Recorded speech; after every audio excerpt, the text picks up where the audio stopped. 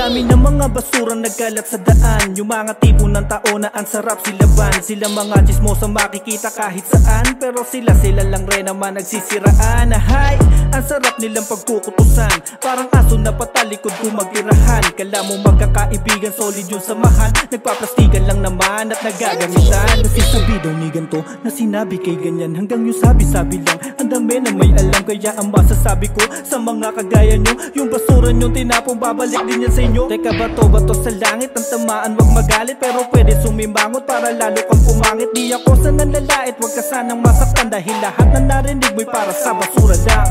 Siyempre lang, hindi rin sabihan mo na ang mati ha. Sige, mas pagkakas yan parang siya. Mas pagkakas ko mga anak.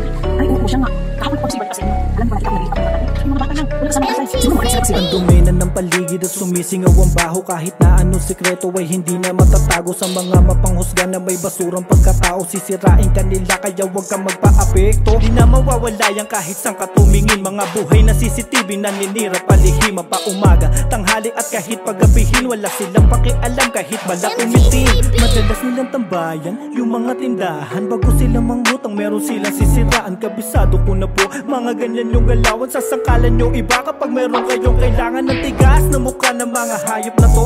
Mga salot sa lipunan, malala na kayo. Kung isa ka sa kanila, ikaw ay kasuka-suka. Diretso ng basurahan, mag-usa-usa ka na, tangina ka. Ako, sisipid mo, kalap sino lang maaari na kita ng sa.